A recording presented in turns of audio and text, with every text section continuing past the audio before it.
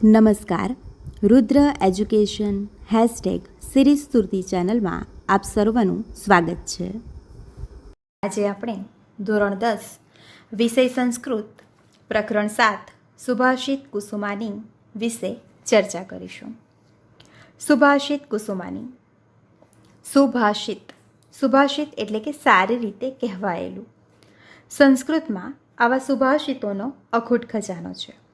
સાહિત્યકારોની માન્યતા છે કે પૃથ્વીયાહ ત્રીણી રત્નાની જલમ, અન્નમ, સુભાષિતમ, અર્થાત પૃથ્વી ઉપર 3 રત્નો છે: જળ, અન્ન અને સુભાષિત. માનવીય જીવન માટે જેમ જળ અને અન્ન અનિવાર્ય છે, તેવી જ રીતે સુભાષિત પણ અનિવાર્ય છે. સંસ્કૃતના આ સુભાષિતો માત્ર ભારતીય પ્રજા કે સંસ્કૃતિને અભિવ્યક્ત કરતા નથી, પરંતુ તે તો સમગ્ર માનવ સંસ્કૃતિની ઓળખ કરાવે છે. પરિણામે તે સ્થળ અને કાળના બંધન વગર માનવ માત્રના જીવનને માર્ગદર્શન આપે છે. અહીં માનવ જીવનમાં મૂલ્યોની સ્થાપના કરવાનો ઉપક્રમ હોય છે. વ્યક્તિના ચારિત્ર્ય ઘડતર માટે મિત્રની જેમ તે સહાયક બને છે. જીવનમાં જે ગ્રહણ કરવા યોગ્ય બાબતો છે તેમનું અનુસરણ કરવાથી માનવને કેવી રીતે સુખ અને આનંદની અનુભૂતિ થઈ શકે છે તેના સરસ ઉદાહરણો પણ આ સુભાષિતો પૂરા પાડે છે. ટૂંકા વાક્યમાં લાંબી વાત મૂકવાની વિશેષતા સુભાષિત પાસે છે. ટૂંકમાં સુભાષિત માનવ જીવનને માર્ગદર્શન આપે છે, સુખી અને આદર્શ જીવનનો બોધ આપે છે. ટૂંકા વાક્યમાં ઘણું સમજાવી જાય છે. પ્રસ્તુત પાઠમાં 7 સુભાષિતોનો સંગ્રહ છે, જેમાં સજ્જનોના વચનોનું મૂલ્ય, વૃક્ષોની ઉપયોગિતા, પ્રયત્નપૂર્વક ગુણોની પ્રાપ્તિ, અસ્થિર ચિત્તવાળી વ્યક્તિથી થનારી હાનિ, વ્યક્તિની પરીક્ષાના ઉપાયો, મહાપુરુષોના અનુકરણીય ગુણો અને ધૈર્યવાન માણસના સ્વભાવનું સુચારું વર્ણન કરવામાં આવ્યું છે. આવતીકાલના નાગરિકો અને આજના વિદ્યાર્થીઓમાં જીવનના મૂલ્યો, સદ્ગુણો તેમજ જીવન કૌશલ્યોનું સિંચન કરવાના ઉદ્દેશ સાથે આ સુભાષિત કુસુમો પ્રસ્તુત છે. જોઈએ સુભાષિત કુસુમાની આપણો પ્રથમ શ્લોક, જે અનુષ્ટુપ છંદમાં રચાયો છે. શ્લોક છે: સદ્ભીષ્ટુ લીલિયા પ્રોક્તમ, સદ્ભીષ્ટુ લીલિયા પ્રોક્તમ, સદ્ભીષ્ટુ લીલિયા પ્રોક્તમ, શિલાલિખિતમ અક્ષરમ, અસદ્ભિઃ શપથેનાપી જલે લિખિતમ અક્ષરમ. સદ્ભીષ્ટુ લીલિયા પ્રોક્તમ શિલાલિખિતમ અક્ષરમ, અસદ્ભિઃ શપથેનાપી જલે લિખિતમ અક્ષરમ. આપણે આનો અન્વય જોઈએ. સદ્ભિઃ તુ લીલિયા પ્રોક્તમ શિલાલિખિતમ અક્ષરમ, અસદ્ભિઃ શપથેન અપી જલે લિખિતમ અક્ષરમ. સદ્ભિઃ તુ, આ સંધિ છે. સદ્ભિઃ તુ. સદ્ભિઃ તુ એટલે કે સજ્જનો દ્વારા તો. લીલયા, લીલયા એટલે કે રમતમાં, લીલયા એટલે રમતમાં. પ્રોક્તમ, પ્રોક્તમ એટલે કે કહેવાયેલું વચન, સજ્જનો દ્વારા રમતમાં કહેલું વચન. શિલાલિખિતમ અક્ષરમ, શિલા, શિલા એટલે કે પથ્થર. શિલાલિખિતમ, લિખિતમ એટલે કે લખેલા. અક્ષરમ એટલે કે અક્ષર જેવું છે. શિલા પર લખેલા અક્ષર જેવું છે.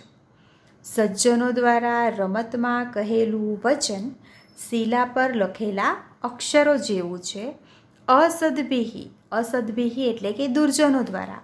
શપથેન, શપથેન એટલે કે સોગંદ વડે. અપી પણ, સોગંદ વડે પણ. પ્રોક્તમ કહેલું વચન. દુર્જનો દ્વારા સોગંદ વડે પણ કહેલું વચન. જલે એટલે કે પાણીમાં. લિખિતમ એટલે કે લખેલા. અક્ષરમ એટલે કે અક્ષર જેવું છે. દુર્જનો દ્વારા સોગંદ વડે પણ કહેલું વચન પાણીમાં લખેલા અક્ષર જેવું છે. અહીં આપણને સજ્જન અને દુર્જનની વાણીમાં જે ભેદ છે તે બતાવવામાં આવે છે. કે સજ્જનોની વાણી કેવી છે અને દુર્જનોની વાણી કેવી છે. સજ્જનોની વાણીની વાત કરીએ તો સજ્જનો પોતાની વાણી, પોતાનું વચન જે કંઈ પણ બોલે છે તે રમતમાં પણ જો બોલી દે તો એ વાણીથી, એ વચનથી પાછા ફરતા નથી. એમની વાણી એવી બની જાય છે જેવી રીતે પથ્થર પર લખાયેલો અક્ષર. પથ્થર પર લખાયેલા અક્ષરને આપણે ભૂંસી શકતા નથી. તેવી જ રીતે સજ્જનોની વાણી પણ એવી છે કે જે સજ્જન વ્યક્તિ રમતમાં પણ કંઈ વચન આપી દે, કંઈક કહી દે તો તે પોતાની વાણીથી પાછા ફરતા નથી. દુર્જનોની વાત કરીએ તો દુર્જનોની વાણી કેવી છે? દુર્જનોની વાણી પર ક્યારેય વિશ્વાસ કરવો જોઈએ નહીં.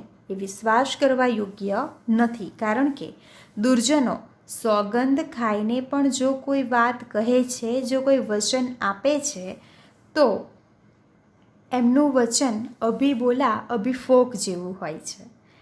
અહીંયા આપણને કહેવામાં આવેલું છે કે જલે લિખિતમ અક્ષરમ. જલે લિખિતમ અક્ષરમ. જલે લિખિતમ એટલે કે પાણીમાં લખેલા અક્ષર જેવું. અને આપણને ખબર છે કે પાણીમાં આપણે કશું લખી શકતા નથી, તરત જ એ નાશ પામે છે.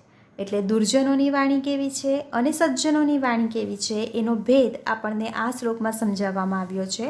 સજ્જનોની વાણી એ શિલા પર લખેલા અક્ષર જેવી છે કે જે ક્યારેય ભૂંસી શકાતા નથી. અને દુર્જનોની વાણી કેવી છે? તો દુર્જનોની વાણી એવી છે, દુર્જનોનું વચન એવું છે કે સોગંદ ખાઈને પણ જો કોઈ વચન કહે, જો કોઈ વાણી બોલે તો એ પાણી પર લખેલા અક્ષર સમાન હોય છે. અભિબોલા અભિફોક જેવી પરિસ્થિતિ હોય છે. અહીં આપણે શ્લોકની અંદર શબ્દ જોઈએ. સદ્વિહિતુ. સદ્વિહિતુ સંધિ છે. સદ્ભિસ્તુ એની સંધિ છે સદ્ભિહિ વત્તા તુ. બીજો શબ્દ છે લીલયા. લીલયા. લીલયા એ આપણી પાસે આકારાંત સ્ત્રીલિંગ તૃતીયા એક વચનનું રૂપ છે. પછી જોઈએ પ્રોક્તમ. પ્રોક્તમ એ કર્મણી ભૂતકૃદંત છે. આગળનો શબ્દ છે શિલા લિખિતમ. શિલા લિખિતમ એટલે કે શિલા ઉપર લખાયેલ અક્ષર. શિલા લિખિતમ એનો સમાસ થશે શિલાયામ લિખિતમ એટલે કે સપ્તમી તત્પુરુષ સમાસ. આગળનો એક શબ્દ જોઈએ સપથેન અપી. શ્લોકની અંદર છે સપથેનાપી. એની સંધિ થશે સપથેન વત્તા અપી.